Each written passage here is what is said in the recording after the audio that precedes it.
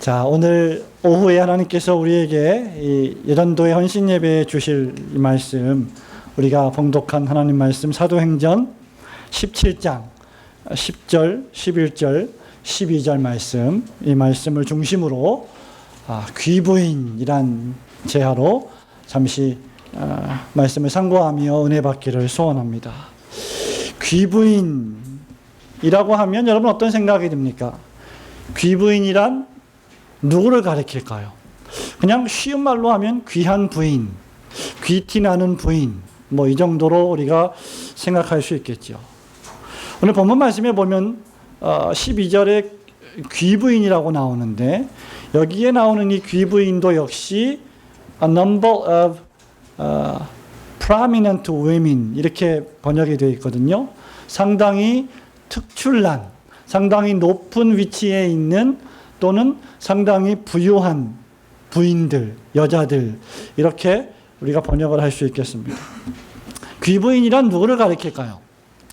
화려한 옷을 입고 목에는 아주 값비싼 목걸이를 하고 손가락에는 손가락보다 더 큰 고가의 반지를 끼고 손에는 명품백을 들고 다니는 여자들이 귀부인이 아닐까. 21세기 요즘 귀부인 하면 그런 생각이 벌써 먼저 들지요. 아니면 엄청난 권력을 가진 남자의 부인들 가리켜서 우리는 또 귀부인이다라고 할 수도 있을 것입니다. 그래서 아랫사람의 인사에 영향을 끼치고 그녀의 말 한마디면 아랫사람의 부인들이 일사불란하게 움직이는 여인, 귀부인이라고 할 수 있겠죠. 특히 군조직에서 그런 일들이 좀 많이 있는 것 같이 생각이 됩니다.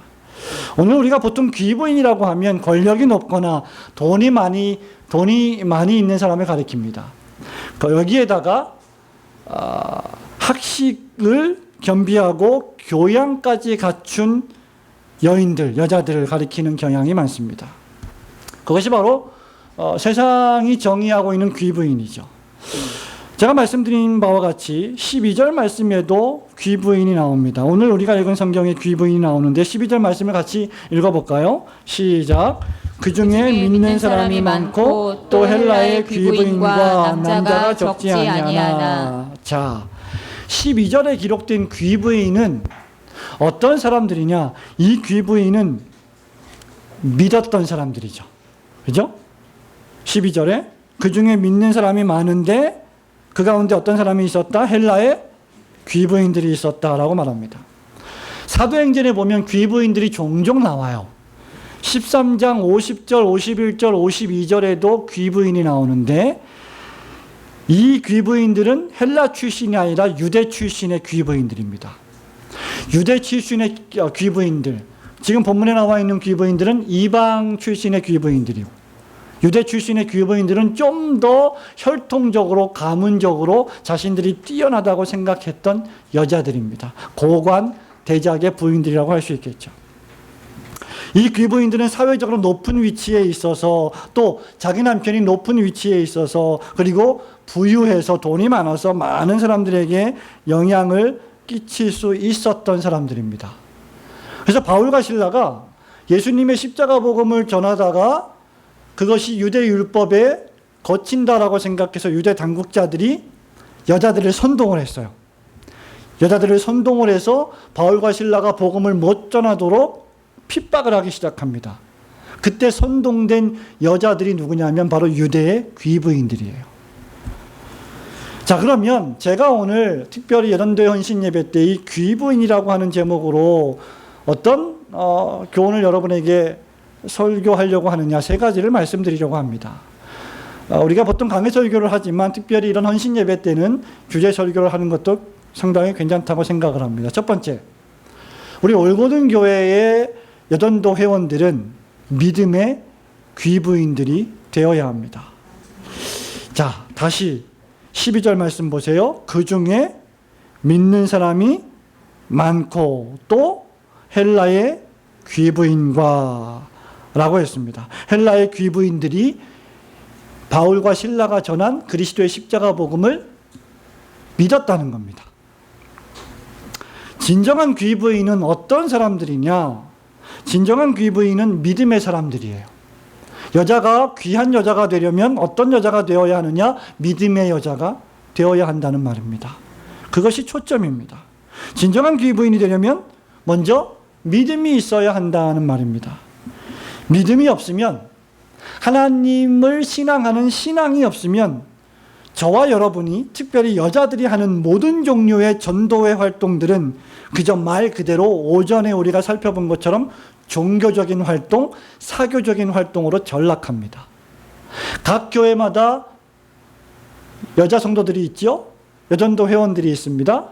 그런데 그 여전도 회원들, 조직된 여전도회 회원들이 신앙이 없고 믿음이 없다면 그 전도회가 하고 있는 모든 활동들은 그저 사교 클럽에 지나지 않는다는 말이에요. 그것은 아무런 능력을 발휘하지 못하는 율법주의가 될 것이며 바리새주의가 될 것입니다. 지금 12절 말씀에 헬라의 귀부인들은 아까 제가 말씀드린 바와 같이 세상에서 영향력 있는 여자들이었어요. 그들의 말 한마디면 많은 아랫사람들의 삶에, 생계에 영향을 끼칠 수 있을 정도의 사람들이었습니다. 그런데 그 세상의 귀부인, 그 헬라의 귀부인들이 오늘 바울과 실라가 전한 복음의 말씀을 듣고 어떤 부인들이 되었습니까? 믿음의 부인들이 되었다. 신앙의 귀부인으로 변해야 한다는 말입니다. 17장 4절 말씀을 볼까요? 자, 3절 4절 말씀 읽어보겠습니다. 3절 4절 시작. 뜻을 풀어 그리스도가 해를 받고 죽은 자 가운데서 다시 살아야 할 것을 증명하고 이르되 내가 너희에게 전하는 이 예수가 곧 그리스도라 하니 그 중에 어떤 사람 곧 경건한 헬라인의 큰 무리와 적지 않은 귀부인도 권함을 받고 바울과 실라를 쫓으나. 아멘. 자, 하나님을 만나기 전에, 복음 설교를 듣기 전에 이 4절에 나와 있는 적지 않은 귀부인들은 세상 권력과 세상 돈과 물질을 가지고 자기의 육신의 쾌락과 즐거움을 쫓으며 살았던 사람들입니다. 그 사람들이 복음을 듣고 어떤 사람들로 변했습니까? 세상을 쫓아가고 쾌락을 쫓아가던 사람들로부터 바울과 실라를 쫓는, 즉 바울과 실라가 증거하는 복음을 쫓는 사람들로 변했다는 겁니다. 이것이 중요하다는 거죠. 저와 여러분이 아무리 귀부인이라 할지라도, 아무리 영향력이 있다 할지라도, 아무리 신분과 지위가 높다고 할지라도 믿음이 없다면 그것은 전부 다 썩어지고 마는 소용없는 것들입니다. 여자가 귀부인이면 뭐합니까? 돈이 많으면 뭐합니까? 높은 위치에 있으면 뭐합니까? 죽음과 함께 그 모든 소유물이 다 썩어 없어질 것인데 말입니다. 그래서 여자들에게 중요한 것이 무엇입니까? 믿음이라는 거예요. 신앙이라는 겁니다. 믿음이 없다면, 신앙이 없다면 그는 아무리 화려하게 옷을 입어도, 아무리 보석으로 치장을 해도 죄의 싹신 죽음이라고 하는 심판을 맞을 것이요, 불신앙으로 인해 지옥불에서 영벌에 처하게 될 운명으로 전락될 것입니다. 그것으로 끝날 것이란 말이죠. 그렇기 때문에 믿음이 없이는 세상의 그 어떤 화려함이나 장엄함이나 그 어떤 쾌락과 즐거움도 의미가 없는 것이에요. 그런 의미에서 진정한 귀부인은 누굽니까? 믿음을 가진 귀부인들, 예수님을 믿는 여인들, 그들이 바로 진정한 귀부인인 줄 믿으시기를 축원합니다. 믿음이 없이는 그래서 세상의 권력이나 부귀영화가 그저 썩은 나뭇가지처럼 비틀어져 부러져 버리고 말 것입니다. 끝까지 가는 것은 무엇입니까? 믿음이에요. 믿음이 이기는 것입니다. 어떤 믿음을 가져야 할 것인가? 이것이 중요합니다. 사실 모든 교회의 여전도 회원들, 모든 교회의 여자 성도들이 다 믿는다고 말합니다. 그죠? 나도 예수님을 믿어요. 나도 교회를 다녀요. 나도 권사예요. 나도 집사예요. 나도 회장이에요. 서기예요. 총무예요. 얘기합니다. 어떤 믿음을 가지느냐가 중대합니다. 그것은 바로 바울이 전한 복음입니다. 바울이 전한 말씀을 믿는 믿음을 가져야 합니다. 11절 말씀 보세요. 베레아 사람은 데살로니가에 있는 사람보다 더 신사적이어서 간절한 마음으로 말씀을 어떻게 해요? 받고. 누가 전한 말씀? 바울과 실라가 전한 말씀을 이 데살로니가에 있는 사람보다 더 신사적인 베레아 사람들, 더 집중해서 고상하게 하나님 말씀을 주도 면밀하게 생각해 볼 줄 알았던 사람들이 이 말씀을 들었던 것입니다. 하나님의 말씀, 그 성경을 가리키죠. 3절에 보면 이 성경이 무엇인지를 설명해 줍니다. 목사님, 성경을 믿고 성경을 받고 하나님 말씀을 받는 거 아는데 그것이 도대체 뭡니까? 너무 어렵습니다. 너무 방대합니다. 3절에 있습니다. 다시 읽어볼까요? 시작. 뜻을 풀어 그리스도가 해를 받고 죽은 자 가운데서 다시 살아야 할 것을 증명하고 이르되 내가 너희에게 전하는 이 예수가 곧 그리스도라 하니. 아멘. 예수가 그리스도라고 하는 믿음을 가져야 된다는 거죠. 그리고 그분이 해를 받고 날 위하여 고난을 당하시고 십자가에서 돌아가신다고 하는 역사적인 믿음, 대속적인 믿음을 가지고 있어야 한다는 것입니다. 예수님이 고난을 당하시고 십자가에 죽으셨으며 사흘 만에 부활하신 것을 믿는 믿음을 가져야 됩니다. 이것이 세상의 귀부인이 하나님 나라의 귀부인이 되는 유일한 비결입니다. 여기 예수님을 믿었던 귀부인들은 누굽니까? 베레아 출신의 이방 여자들이었습니다. 하지만 그들은 데살로니가 여자들보다 더 고상한 사람들, 더 하나님 말씀에 집중했던 사람들, 그래서 하나님 말씀을 읽고 듣는 일에 자신의 시간을 투자했던 사람들입니다. 그들은 선포되어지는 하나님의 말씀을 어떻게 들어야 하는지를 잘 보여주는 사람들입니다. 여전도 회원들이 정말 믿음의 신앙의 귀부인이 되기 위해서는 항상 선포되어지는 하나님의 말씀, 설교를 잘 들을 수 있는 귀를 가져야 됩니다. 그 말씀을 분별할 수 있는, 그 말씀을 듣고 그 말씀이 그러한 거 하여 성경을 찾아보고 읽어보고 대조해보고 그 말씀을 묵상하고 생각해 보는 여자들이 되어야 한다는 말입니다. 11절 말씀에 그들은 말씀을 들을 때 어떻게 들었다고 했습니까? 간절한 마음으로 말씀을 받고, 그 다음 이것이 그러한가 하여 날마다 성경을 상고함으로. 두 가지입니다. 첫째는 간절한 마음으로 말씀을 들을 수 있어야 됩니다. 두 번째는 그 말씀을 하나님 말씀과 대조해서 점검하고 찾아보고 내가 공부할 수 있는 사람들이 되어야 한다는 겁니다. 두 가지입니다. 첫 번째는 간절함으로 들었다 그랬습니다. 여기 간절한 마음이란 말씀이 듣고 싶어서 안달이 난 상태를 가리킵니다. eagerness. 어떤 일을 하고 싶어가지고 정말 좀이 쑤셔서 못 참는 상태. 여러분 그런 상태를 경험해 보신 적 있으십니까? 그러한 상태로 하나님 말씀을 듣는 마음을 가져야 된다는 거죠. 여러분, 저는 적지 않은 시간을 영국에서 미국에서 유학 생활을 하며 보냈는데요. 특히 영국에서 유학 생활을 할 때는 혼자 나가서 공부를 했습니다. 총각 때. 전부 다 기숙사에 제가 있었는데 전부 다 영국 친구들이에요. 한국 사람들은 한두 명밖에 없었습니다. 외국에 나가면 다 애국자가 된다 그러죠. 외국에 나가면 한국이 얼마나 고마운 나라인지 얼마나 행복한 나라인지를 깨닫게 된다고 하죠. 제가 유학 생활을 하면서 가장 힘들었던 것이 무엇인지 아십니까?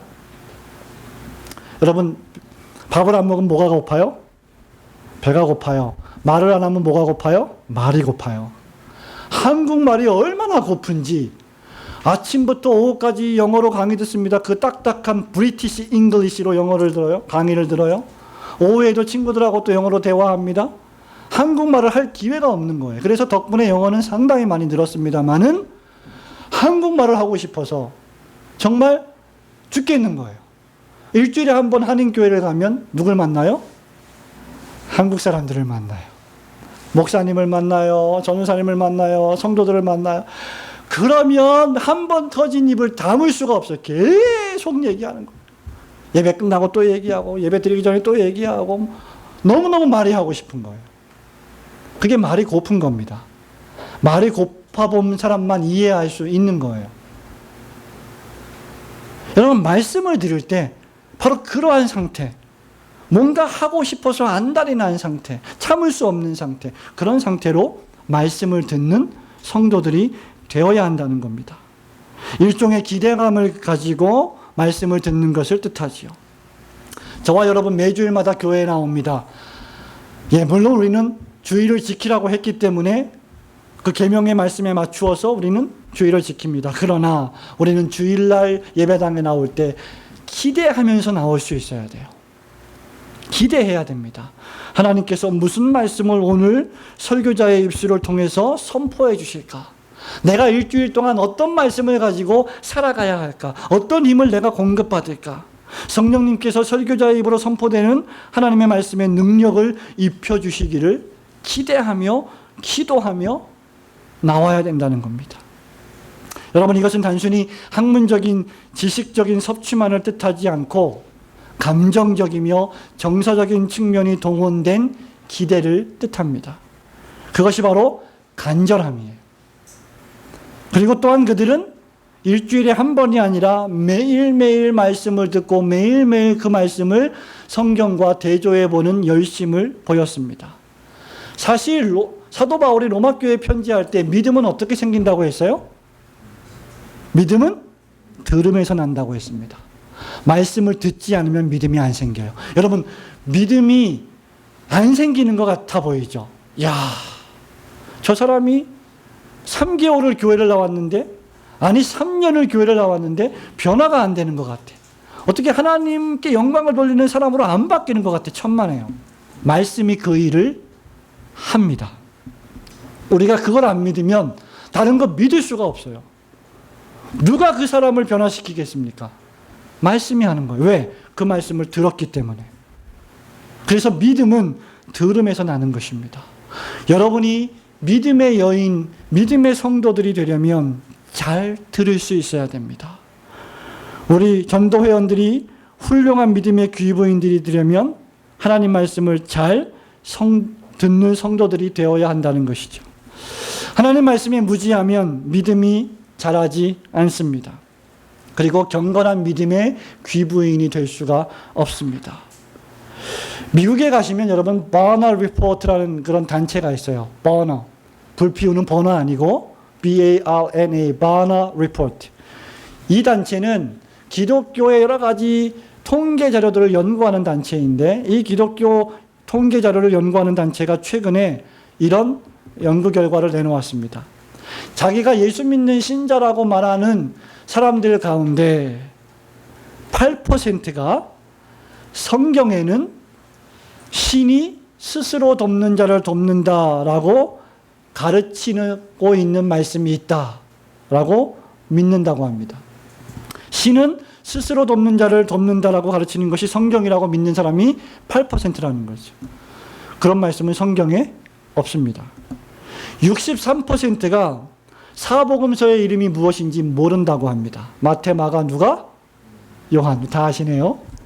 58%가 10계명 가운데 5가지가 무엇인지 5가지를 말할 수 없다고 합니다. 여러분 최소 5가지 이상은 말씀하실 수 있지요? 그죠? 우리 주일학교 친구들 말할 수 있나요? 말할 수 있을 줄로 믿습니다. 또 58%가 마태복음 5장에 보면 무슨 말씀이 있어요? 성도 여러분, 여전도 회원 여러분, 무슨 말씀이 있어요? 마태복음 5장에 6장 7장에 예수님의 산상수훈 다 하시네.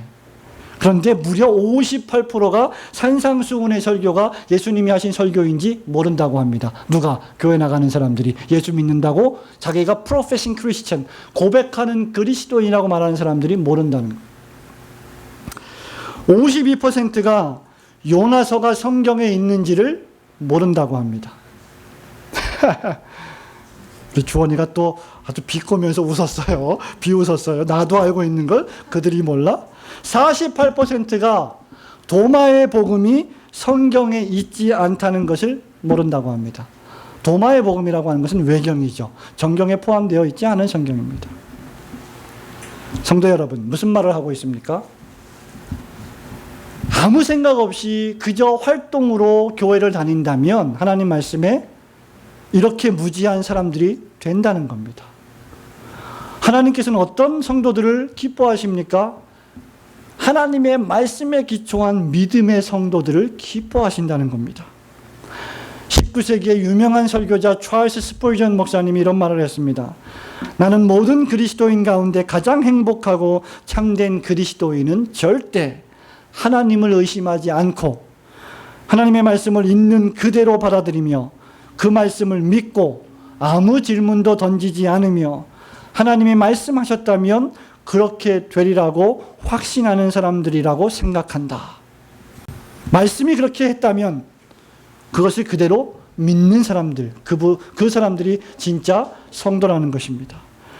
그래서 하나님을 믿는다는 것은 무엇입니까? 마틴 루터가 말했던 것처럼 하나님 앞에 무릎을 꿇는 것을 뜻합니다. 성도 여러분, 특별히 오늘 헌신을 다짐하시는 여전도 회원 여러분, 하나님의 일을 할 때 하나님의 사람들과 하나님의 역사를 제대로 보지 못하고 잘못된 것에 선동된 여인들, 사도행전 13장에 바울과 실라를 핍박했던 여인들은 믿음의 귀부인들이 아닙니다. 그러나 바울과 실라가 어떤 사람인지 알고 그들이 전하는 복음을 바로 믿는 사람들은 믿음의 귀부인들이 될 수 있습니다. 하나님 말씀을 깊이 읽고 듣고 묵상하며 믿음의 귀부인들이 되시기를 축원합니다. 귀부인 두 번째는 전도의 귀부인입니다. 전도의 귀부인. 저를 보세요. 여러분 다 믿음을 갖고 계시죠? 다 예수님 믿으시죠? 믿음이 있다고 하면 그 믿음이 일해야 하는 것은 당연합니다.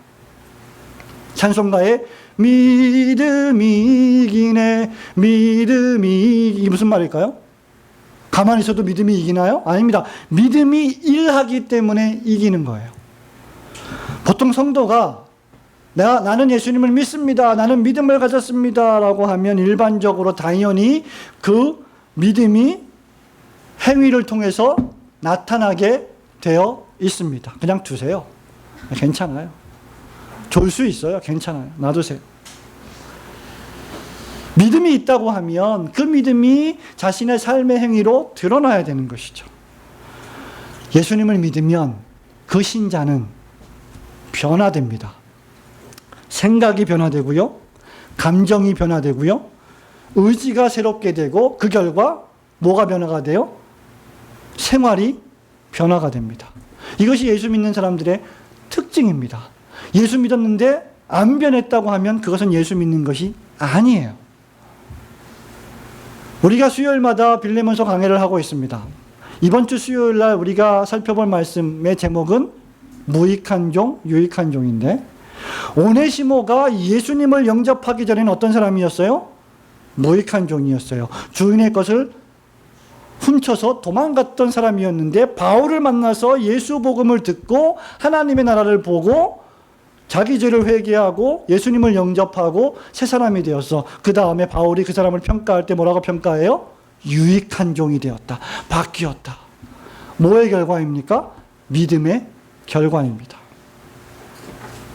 사도 바울이 뭐라고 말합니까?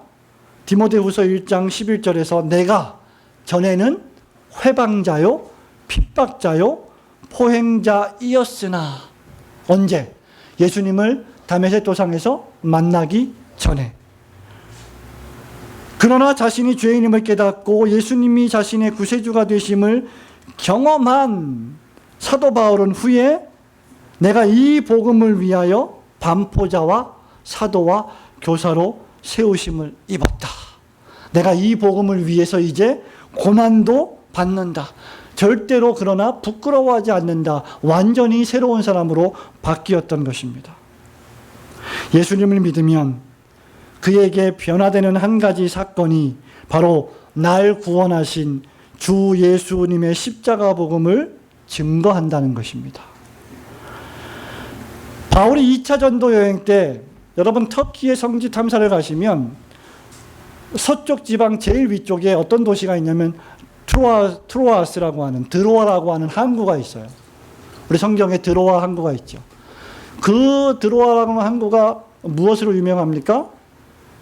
헬라의 트로이 목마 전쟁으로 유명한 도시가 바로 그 드로아 성이에요. 거기에 가시면 실제로 크게 만들어 놓은 트로이 목마를 만들어서 관광 상품으로 개발해 놓았습니다. 사도 바울이 2차 전도 여행 때 바로 그 드로아 성에서 환상을 보는데 마게도니아 사람, 즉 고린도 지역 바다 건너편에 있는 그쪽 땅에서 우리에게 와서 복음을 좀 전해주세요 라고 손짓하는 환상을 보게 됩니다. 그때 건너가서 첫 번째 도시에서 전도를 하게 되는데요. 그 첫 번째 도시의 이름이 뭔지 아십니까?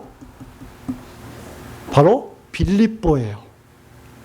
그 빌립보 성에 유명한 여자가 한 명 살고 있었습니다. 하나님을 공경하는 여자였습니다. 율법을 지키는 여자였습니다. 그러나 예수님을 아직 몰랐던 여자. 자주장사 두아디라 성에 사는 루디아였어요. 루디아에게 복음을 전할 때 성령께서 그 마음의 문을 열어주셔서 루디아가 바울이 전하는 복음의 말씀을 듣고 예수님을 영접합니다. 그 결과 루디아는 자기 집을 다 세례받게 합니다. 자기 집에 있는 모든 사람들을 전부 다 바울의 복음을 듣게 하고 바울의 설교를 듣게 합니다. 그리고 사도행전 16장 11절부터 15절에 보면 그 이후에 루디아는 자기 집을 복음 전도를 위해서 내놓았고 그 집의 사람들을 수없이 초청해서 계속해서 바울과 실라의 복음의 말씀을, 복음의 설교를 듣게 도와주었습니다. 그 일을 누가 했다고요? 빌립보 성의 자주장사, 부유한 사업가 루디아. 그 다음에 루디아의 집인 교회는 사도행전 16장 40절에 보니까 바울의 선교 여행과 바울의 복음을 위해 힘쓰는 형제들의 안식처가 되었습니다. 그러니까 무슨 말이냐? 빌립보 성에 있는 루디아는 예수님을 믿은 다음에 자기 집을 오픈해서 사도 바울과 실라와 디모데와 당대에 내노라 하는 기라성 같은 설교자들을 다 모셔서 그분들을 섬기고 그분들을 먹이고 재우고 그리고 다른 도성에 있는 모든 사람들을 불러다가 말씀 집회를 열었던 여인이 바로 루디아라는 거죠. 성도 여러분, 이것이 무엇을 의미합니까? 은혜 받은 여인, 하나님의 말씀을 믿은 여인, 예수 그리스도의 십자가 복음을 듣고 구원받은 여인은 그 십자가 복음을 위하여 자신이 가진 모든 것을 하나님께 드리게 된다는 겁니다. 그 믿음을 실천에 옮기게 된다는 거예요. 제가 그렇게 썩 좋아하지는 않습니다만 워렌 위어스비라고 하는 목사님이 이런 말을 한 적이 있습니다. 당신이 그리스도인이 된 것은 누군가 당신에게 마음을 써 주었기 때문입니다. 이제는 당신 차례입니다. 여러분이 언제 예수님을 영접했습니까? 누군가가 여러분에게 복음을 증거해 주었기 때문에, 누군가 여러분에게 밥을 사주고, 누군가가 여러분에게 커피를 사주고 차를 사주고 예수 믿으라고 권면했기 때문에 여러분은 예수님을 알게 되었고 영접하게 되었을 것입니다. 저는 평생 동안 저를 전도했던 김영길 선생님이라고 하는 분을 잊지 못하는 이유가 바로 거기에 있습니다. 나를 그리스도의 복음으로 이끌어 주신 선생님, 영적인 은사. 해마다 스승의 날이 되면 그분에게 찾아가서 인사를 드리고 선물을 하고, 그리고 그분이 가르치는 학교에서 그 선생님이 저를 당신이 가르친 제자들 가운데 가장 성공한 사람이라고 소개를 해주는 영광도 누리고, 왜? 단순히 목사가 됐기 때문에, 하나님 말씀을 전하는 설교자가 되었기 때문에 그것이 너무나 기뻐서 당신이 가르치는 반에서 나를 소개해주는 그런 선생님이셨습니다. 그분이 무엇인가 마음을 써 주었기 때문에 오늘날 제가 있는 것입니다. 목사님, 저는 모태신앙인데요. 저는 그런 게 없었는데요. 잘 생각해 보십시오. 여러분이 모태신앙이라고 해서 자동적으로 중생받는 것은 아닙니다. 자동적으로 죄가 해결되는 것은 아닙니다. 자동적으로 예수님을 영접할 수도 없습니다. 여러분이 부모님이 신앙인이라고 해서 여러분이 자동적으로 성도가 되는 것은 아닙니다. 부모님이 또는 목사님이 또는 다른 누군가가 여러분에게 하나님 말씀을 증거해 주었기 때문에 예수님을 믿게 되는 것입니다. 18세기 위대한 설교자 조지 휘필드라고 하는 목사님은 이렇게 기도했습니다. 오 주님, 제게 영혼들을 주시옵소서. 그렇지 않으면 제 영혼을 취하소서. 무서운 기도 아닙니까? 저에게 영혼을 붙여주셔서 제가 복음을 전하고 저들을 구원시키지 못한다면 차라리 제가 죽겠습니다. 제가 차라리 제 영혼을 취해 주십시오. 여전도회가 존재하는 목적은 무엇일까요? 말 그대로 전도입니다. 전도회의 친교와 교제 역시 중요합니다. 전도회가 수행하는 각종 사업들도 중요합니다. 그러나 그 무엇보다도 가장 중대한 전도회의 목적은 바로 복음 전도에 있습니다. 그 방법에는 여러 가지 다른 방법들이 존재할 수 있지만 가장 중요한 것은 여러분들이 어떤 사람의 영혼을 마음에 품고 기도하며 그를 전도하기 위해서 노력해야 한다는 것입니다. 그에게 마음을 쏟아야 한다는 것입니다. 저는 계속해서 몇 영혼을 마음에 품고 기도하고 있습니다. 때로는 문자로, 때로는 카톡으로, 때로는 전화로 전도하고 있습니다. 그러나 한 번 실족한 영혼 또는 복음을 잘 이해하지 못하고 성경에 무지한 영혼이 하나님에게 돌아오는 길은 요원해만 보입니다. 그러나 낙심하지 마십시오. 언제 열매를 맺을지 모릅니다. 하나님께서 역사하시면 여러분이 마음에 품고 기도하고 있는 그 영혼을 여러분보다 더 위대한 전도의 일꾼들로 세우시는 분이 바로 하나님이십니다. 가장 변화받기 어려울 것 같았던 핍박자 사울을 가장 위대한 초대교회 선교사로 바꾸신 분이 하나님이 아니십니까? 그분이 여러분의 남편을 못 바꿉니까? 그분이 여러분의 아내를 못 바꿉니까? 그분이 여러분의 자녀들을 못 바꿉니까? 여러분이 바꾸려 하지 마시고 하나님께서 바꾸게 하시도록 맡겨야 합니다. 기도해야 합니다. 중요한 것은 마음에 품고 기도하는 것이며 기회 있을 때마다 복음을 전하고 예수님을 전하고 천국을 전하는 것입니다. 기회 있을 때마다 예수 그리스도의 십자가 복음을 여러분 가슴 속에 있는 구원의 감격을 전동하는 여전도 회원들이 되시기를 주님의 이름으로 축원합니다. 귀부인 세 번째, 여전도 회원들, 여러분들은 섬김의 귀부인들이 될 줄 알아야 합니다. 자, 예수님을 영접하고 새로운 인생을 살아가며 그리스도의 십자가 복음을 전도하는 여인들은 이 복음을 전도하는 일을 위해 귀하게 헌신합니다. 그리고 그 헌신은 절대로 추상적이지 않습니다. 그 헌신은 복음을 전하는 참된 복음 전도자들, 참된 설교자들을 돌보고 섬기는 일로 나타납니다. 우리는 복음서와 신약 성경을 통해서 이렇게 복음 전하는 자들을 섬겼던 귀한 여인들을 몇 명 발견하게 됩니다. 대표적인 여인이 예수님께서 천국 복음을 설교하실 때 끊임없이 예수님을 아끼고 사랑하고 돌봤던 두 여인, 마리아와 마르다. 마르다와 마리아. 마리아는 주님의 복음의 말씀을 청종함으로 주님을 섬겼고, 마르다는 주님의 육체를 필요를 위해 음식을 준비하며 헌신했습니다. 어떤 것이 더 좋은지는 차치하고서라도 이 두 가지 모든 일들은 필요한 일입니다. 그 중에 더 좋은 일이 있다고 하면 주님 발 앞에 주의 말씀을 듣는 것이지만, 그렇다고 해서 마르다가 보였던 헌신을 평가절하할 필요는 전혀 없습니다. 우리의 마음이 분산되지 않고 주님의 말씀에 집중하는 것은 대단히 중요하지만, 여러 가지 일들을 하면서도 마음이 분산되지 않고 주님께 집중된다면 그것보다 더 좋은 일도 없기 때문입니다. 교회에는 마리아가 필요합니다. 그래서 주님도 마리아를 칭찬하셨습니다.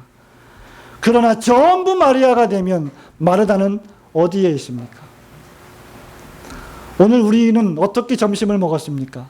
수많은 마르다가 토요일 날 밥을 준비하고 반찬을 준비하고 음식을 준비하고 신경을 쓰고 마음을 쓰고 우리가 그 결과 맛있는 점심을 먹는 것이 아닙니까? 섬기는 것입니다. 사도 바울은 로마서를 마감하면서 제일 먼저 인사하며 감사하는 두 명의 이름을 언급합니다. 그 이름이 브리스가와 아굴라, 남편과 아내, 부부입니다. 브리스가와 아굴라라고 하는 이 두 명의 부부는 이미 이전에 고린도에서 에베소에서 바울을 만났습니다. 바울을 도와주었습니다. 바울과 함께 사역했고 바울이 2차, 3차 선교여행을 떠날 때 그 고린도에서 에베소에서 남아서 계속해서 바울이 남겨놓은 복음 사역을 승계하면서 복음을 전했던 가정입니다. 이런 자들을 가리켜서 바울이 뭐라고 말하는지 아십니까? 로마서 16장 4절입니다. 저희는 내 목숨을 위하여 자기의 목이라도 내어놓았나니 나뿐 아니라 이방인의 모든 교회도 저희에게 감사하느니라고 바울이 말합니다. 성도 여러분, 여러분 개인에게 가장 중요한 것이 무엇일까요? 두말할 필요 없이 목숨입니다. 여러분에게 목숨보다 더 중요한 것이 무엇이겠습니까? 그런데 브리스가와 아굴라는 어떤 삶을 살았습니까? 복음 전하는 자를 위하여 자기 목이라도 내어놓았다는 것이죠. 여러분, 이것이 무엇을 의미합니까? 바울이 뭔가 뛰어난 사람이고 바울이 뭔가 내 인생을 맡길 만한 사람이어서입니까? 아니에요. 바울은 똑같은 인간이고 똑같은 죄인이고 똑같은 사람입니다. 그러나 바울이 하고 있는 그 일이 하나님의 복음 전도 사역이고 그것이 역사와 우주와 만물을 통치하시는 하나님이 이 땅에서 이루어 가시고자 하는 가장 유일한 사업이기 때문에 그것을 깨달았기 때문에 그 일에 동참하고 그 일에 헌신하는 표현이었던 것입니다. 바울과 실라와 디모데가 참된 주님의 종들이라면 그들을 위하여 여러분이 목숨을 내어놓지 못할 이유가 무엇이겠습니까? 바울이 뭐라고 자기 목이라도 내어 놓았겠습니까? 바울 뒤에서 역사하시는 하나님을 보는 믿음이 있었기 때문에, 믿음의 귀부인이었기 때문에 아굴라는 자기 남편과 함께 사도 바울의 복음전도 사역을 위해 투신했던 것이죠. 루디아, 우리가 상고해 보았습니다. 빌립보에서 자주 장사를 하는 꽤 괜찮은 수입을 올리던 상인이었습니다. 복음을 받아들인 후 그녀의 삶 역시 복음 전하는 사역자들을 돕는 일에 헌신했습니다. 이미 바울은 빌립보에 오기 전에 여러분이 성경 사도행전을 잘 읽어보시면 이미 심히 데살로니가에서 매질을 당했습니다. 거의 죽을 뻔했습니다. 그 상태에서 배를 타고 빌립보로 넘어온 거예요. 그런데 빌립보에 오자마자 어떤 일이 벌어집니까? 귀신 들린 여종 하나가 그들 앞에 나타납니다. 바울과 실라가 기도함으로 말씀을 전함으로 귀신을 쫓아냅니다. 그러자 그 귀신을 가지고 점치던 사람들이 순식간에 생계가 위협을 당하죠. 그래서 또 유대인들을 선동하고 귀부인들을 선동해서 바울을 매질했습니다. 그것이 22절에 있는 말씀이에요. 16장 22절에 있는 말씀이죠. 자, 그런데 하나님의 기적 같은 은총으로 그들이 감옥에 갇혔지만 다시 감옥에서 나오게 됩니다. 바울의 몸은 만신창이였을 것입니다. 매질을 당하고 잘 먹지도 못하고 고통을 당했습니다. 그들이 하나님의 사람이었다고 해서 아무런 고통도 못 느끼고 불편함도 못 느꼈을 것이라고 생각하지 마세요. 바울과 실라가 옥에 갇혔는데 갑자기 지진이 벌어지고 옥터가 부서지고 착고가 다 풀리고 해서 기적적으로 구출됐다고 해서 바울이 등에 맞은 그 매질이 순식간에 나았으리라고 생각하지 마십시오. 그 고통은 그대로 남아있는 겁니다. 바로 루디아가 그 바울, 그 신라를 자기 집에 모셔다가 치료해주고 또 그 바울과 신라가 증거하는 하나님 말씀을 들으라고 형제들을 초청하고 주위 사람들을 초청해서 자기 집을 복음의 전당으로 만들었던 것입니다. 그것이 바로 섬기는 거예요. 하나님을 섬긴다는 것은 사람을 섬기는 것으로 구체적으로 나타나는 것입니다. 이 모든 일이 누구를 통해서 이루어졌습니까? 바로 여인들을 통해서 이루어졌습니다. 여러분들이 주님의 복음 사역의 주역이 될 수 있음을 믿으시기를 축원합니다. 그러므로 여전도 회원 여러분, 무엇보다도 복음의 정수를 믿으십시오. 하나님 말씀을 그대로 받아들이십시오. 그 말씀 앞에 무릎을 꿇는 귀부인들이 되시기를 소원합니다. 또한 그 복음의 말씀을 전도함으로 많은 사람들을 초청하는 전도의 부인들이 되시기를 소원합니다. 마침내 복음을 위하여, 하나님의 나라를 위하여 여러분이 가지고 있는 모든 것을 여러분의 남편까지라도 지혜롭게 선용할 줄 아는 섬김의 귀부인들이 되시기를 축원합니다. 여러분의 남편이 멋진 신앙의 용사로 거듭나고 새롭게 되는 것은 누구에게 달려 있을까요? 여러분에게 달려 있습니다. 아무리 생각해 봐도 저는 제 스스로 멋진 사람이 될 수가 없어요. 제가 결혼하고 나니까 주위 사람들이 하는 말들이 전부 다 뭔가 변했대요. 어떻게? 멋있게. 좀 비웃는 분들이 좀 계신데, 멋있게 변했대요. 아름답게, 멋있게, 예쁘게 변했대요. 그래서 전부 다 사모님 덕이라고 그러더라고요. 혼자 되는 것이 아닙니다. 혼자 되는 것이 아닙니다. 여러분이 여러분 남편을 멋진 신앙인으로 만들 수 있습니다. 여러분의 자녀들을 하나님을 사랑하고 이웃을 배려하며 실력 있는 멋진 믿음의 자녀로 키우는 것 역시 다른 사람이 아닌 여러분에게 달려 있습니다. 따라합시다. 엄마가 건강해야 자녀가 건강하다. 아내가 건강해야 남편이 건강하다.